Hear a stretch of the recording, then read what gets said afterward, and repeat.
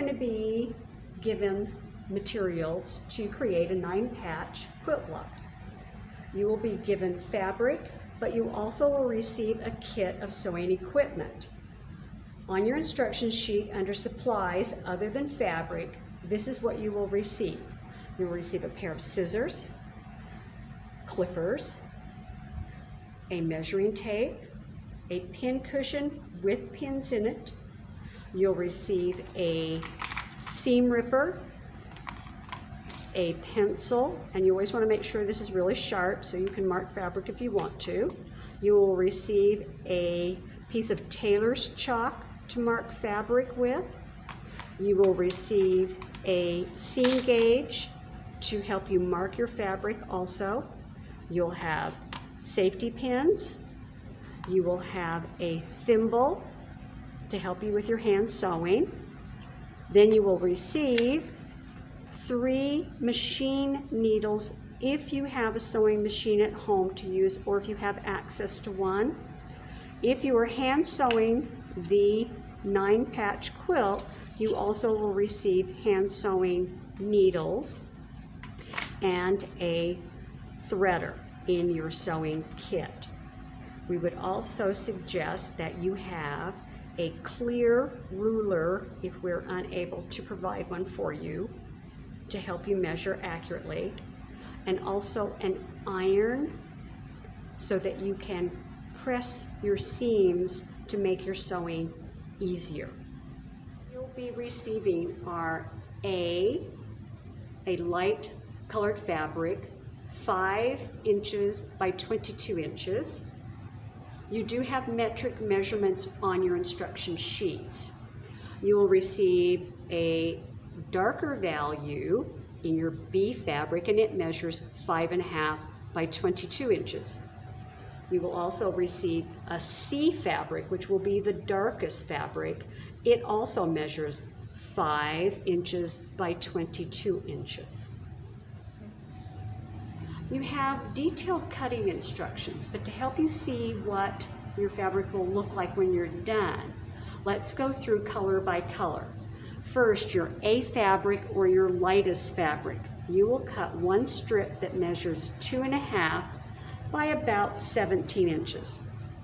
You will also cut a square from your A fabric or your lightest valued fabric that will measure 4.5 inches by 4.5 inches. You will have a small section left over of the lightest fabric. Any remnants from your cutting are yours to keep. From your B fabric, or the next value darker, you're going to cut 2.5 inch by 22 inch strips. You're going to take one of those strips, as you can see in your written directions, and you're going to make rectangles which will measure 4.5 inches by 2.5 inches. This is how your clear ruler kind of helps with that, is that you can lay it down to see that you're accurate. You will make 4 of these only. Out of your C fabric, or the darkest value fabric, you will be cutting 4.5 by 4.5 inch square pieces of fabric. So you will have, as you can see from your instructions, this is what you should have after you get done cutting. Again, using the clear ruler helps you check, have I cut accurately? And by checking that they're squares, 4.5 by 4.5, it will make your sewing easier. Okay, so the next step in the process is to cut the fabric. First thing you want to do is square the fabric. So what you do is fold it in half and check the edge to make sure it's straight. You can put your clear ruler on it and slide it right up to the edge and see that it's a straight edge. Next, you take the fabric and get it apart. Mark with 4.5 inches from this straight edge. So there's 4.5 right there.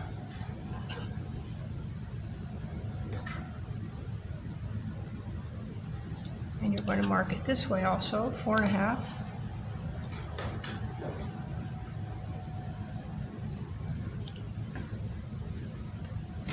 I like to mark it 3 times because that makes it, you make sure you're in the right spot.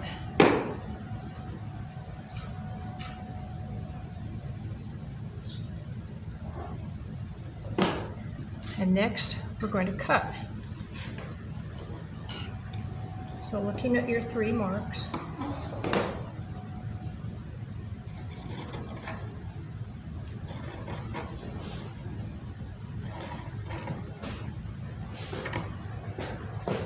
you want to cut the fabric in this part of the scissors, not on the tip. It will move on you if you try to make it on the tip.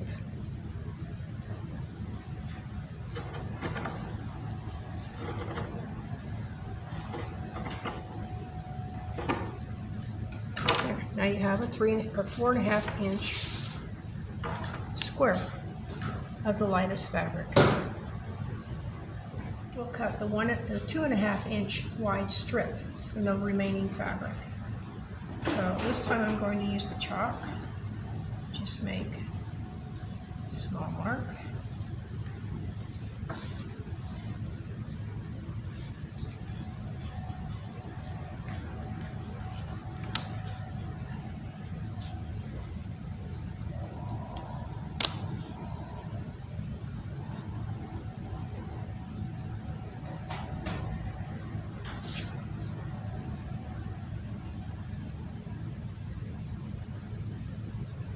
And we'll connect, since this is a longer cut, we'll connect all these.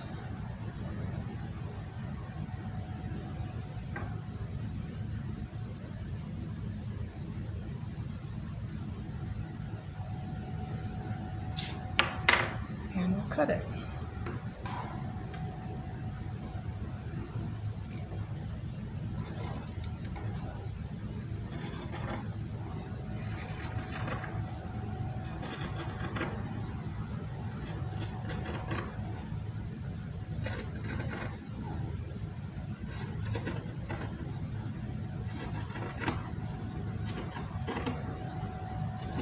Next, we're going to cut strips from fabric B. Cut 2 strips that will be 2.5 inches wide. So we want to square up the fabric, and sometimes you'll end up with a selvage. This is where the end of the bolt is, and you don't want that in your project, so you don't want to cut that as part of your strips. So make sure that it's squared up. So we're going to use that edge, and we'll cut 2 2.5 inch strips. Then from one of the strips, one strip will be 22 inches long. From the second strip, we're going to cut 4.5 inch rectangles. So if you measure 4.5 inches, 4.5 inches,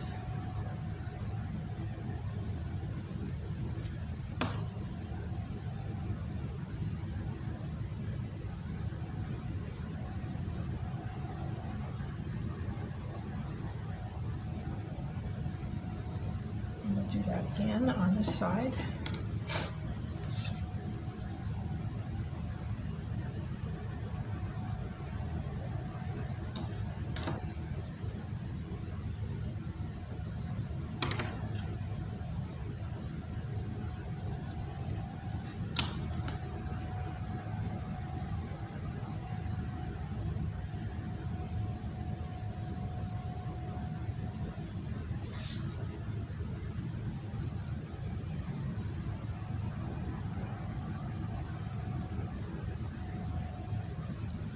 Okay, now we'll cut 4 rectangles.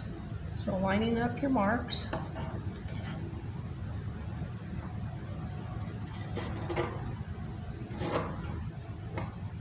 There's 1.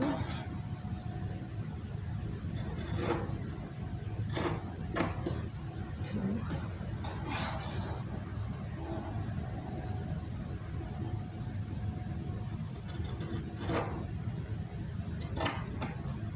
3. 4.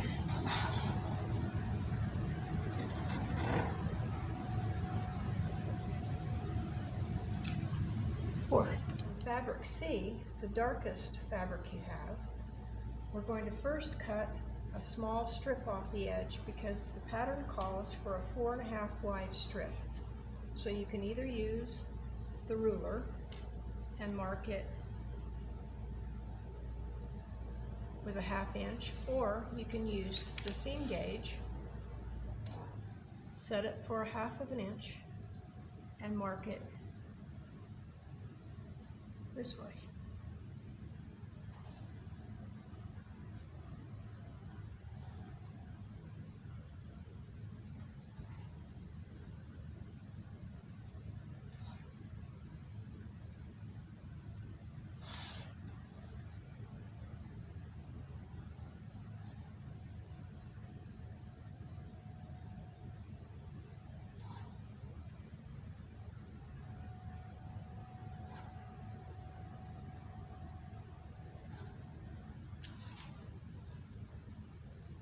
Then we can use the ruler to connect these marks.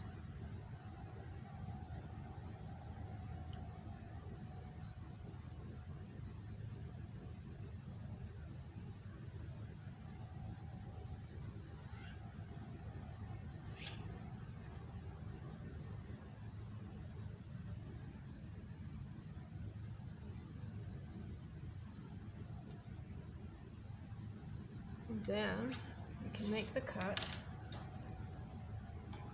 so that it's the same. It will be the same for all 4 pieces later.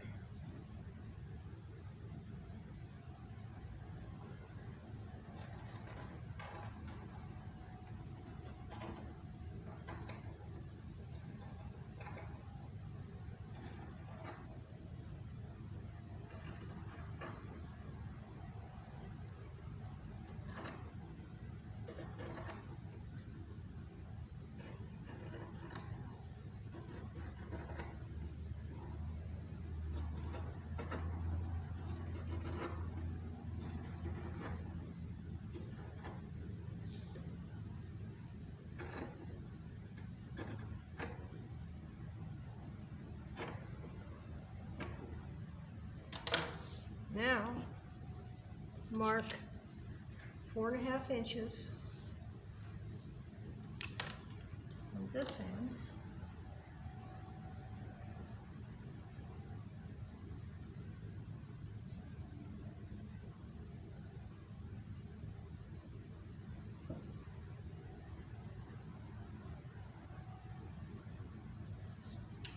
And make your cut so that you have a 4.5 inch square.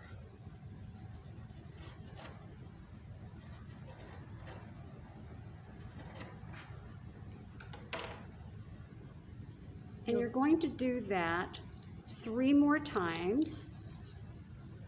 So you have a total of 4. Mark. Dots or chalk, whichever one you're the most comfortable with.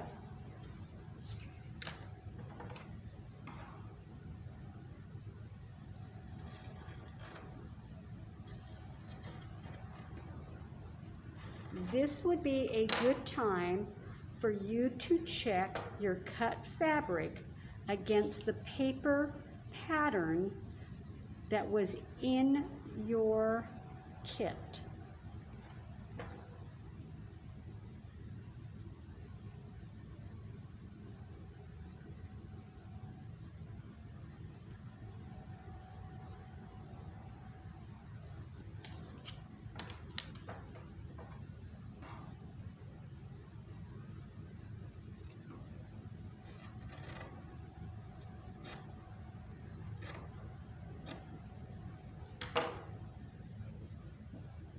Sometimes you can even take the piece you've cut, square it up,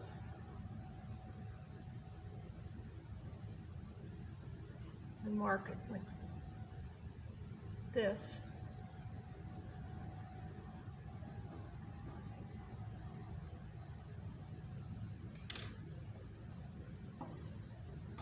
Just make sure that you've measured properly in the first place.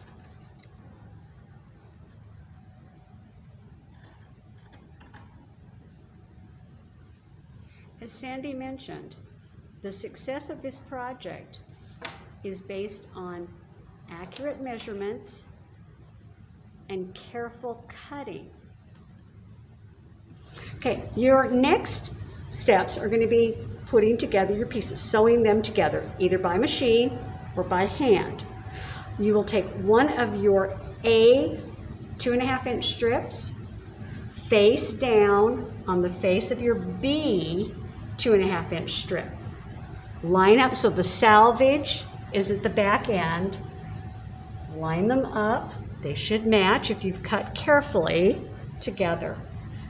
Now, important to pin as you go. So pin and straighten, pin, kind of straighten it out, making sure that your edges are continuously meeting each other. And continue all the way down. And this does not matter that these will not match. You're just going to end up sewing off the edge. You will not use all of this fabric for your project. Once you have it pinned, the best way to keep your seam allowance at 1/4 of an inch is not to trust your sewing machine or your sewing machine's foot or your eye, because sometimes they fail us. The best way is to actually mark 1/4 of an inch on the fabric so you have a guide. You can either do it with dots, and then you would just sew from dot to dot. If you feel that you might need a little bit more help, just connect the dots. You saw Sandy do that when she cut the fabric. You're doing the same thing now, but instead of cutting, you're joining the fabric back together again. So again, dots, sew to dot to dot to dot, or create a straight line. The best tool you have in your case for 1/4 of an inch is your gauge. You put your gauge down, make your dot, so it's at 1/4, top of the fabric. There's your dot, there's your dot. Move it down, put your dot, put your dot. And you can see that way you keep yourself a nice straight line. If again, it helps, put your seam gauge down, connect your dots, take your pencil or your chalk, whichever you're most comfortable with, and just connect the dots to give you a nice dark line that you can see as you're either machine sewing or hand sewing. So to save a little time, we're going to show you one that's been put together by a machine and how to iron it. Then Sandy is going to give you a quick demonstration of how to do a running hand stitch. You don't have to have a machine to put these together. So when they're together, it'll look like this. So if you open it up, again, remember you're putting your right sides together. The top of the fabric's going to face each other, so you should see back and back. When you get it all sewed, make sure that you go over to your ironing board or your iron, if you have one, and you're going to press the seam so it goes to the darker valued fabric. So the light fabric is going to be pressed down. You don't open the seam. Many of you might remember sewing, you open the seam and you iron it. Do not do that. Lay your seam down, take your iron, and then just gently press. Remember the difference between pressing and ironing. This is pressing, this is ironing. So press, give it a little wiggle, press, give it a little wiggle. And again, you don't have to worry about this part. It's going to go away. You won't need it in the project that you're doing. and it should have a nice press like this. The next thing you're going to do is you're going to cut. But I'd like Sandy to show you the running stitch before we cut this into the next smaller rectangles. Okay, we're going to show you a basic running stitch to sew your seam. You've already marked the 1/4 inch with the dots. So we'll start here, come up, come back halfway, come up,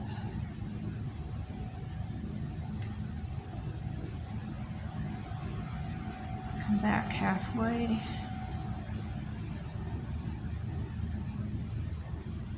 come up,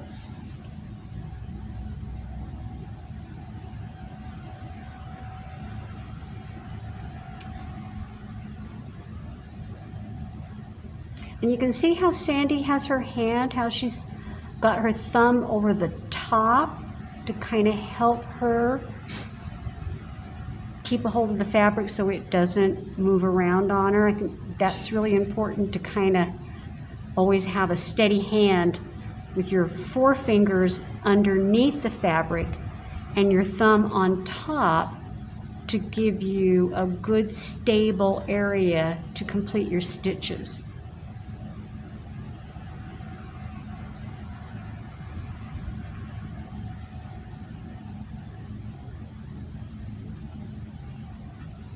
Okay, so we're going to do this the length of these 2 strips that are together, and then we will cut them into the next pieces. So this gives you an idea of how to start a running stitch. And remember, the running stitch at the end, you can back stitch over it to be sure that you have it stable. Just like a machine, you do a back stitch to make it stable. You can do the same thing with any kind of hand sewn work that you do. One more time. Comes up. Probably should have cut the extra threads off first. And that gives you a good close look of how tight those stitches are. You do want them small, and you can see on the back is why it's called a running stitch. It looks like a solid line.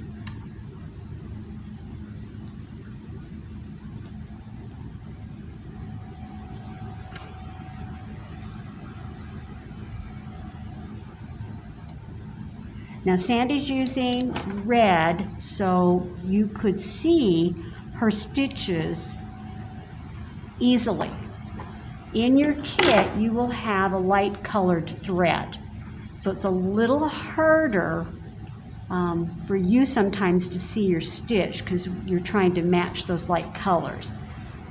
But just sew slowly and carefully, and this stitch will hold as well as a machine stitch if you do tight stitches, little small stitches. Step 5, you'll take the pieces you just cut. You're going to grab your 4 rectangles out of your B fabric.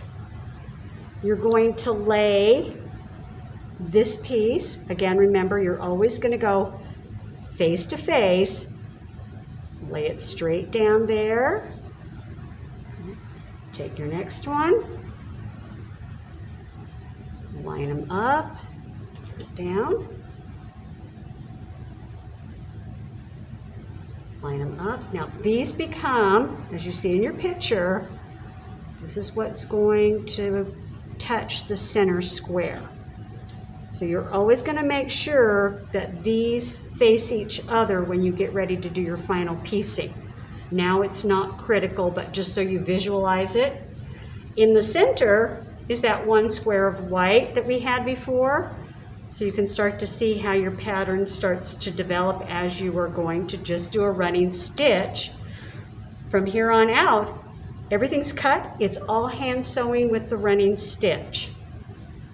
You'll see when you open this up, it will look like that. Again, mark your 1/4 inch. Again, remember, you always want that 1/4 of an inch marked.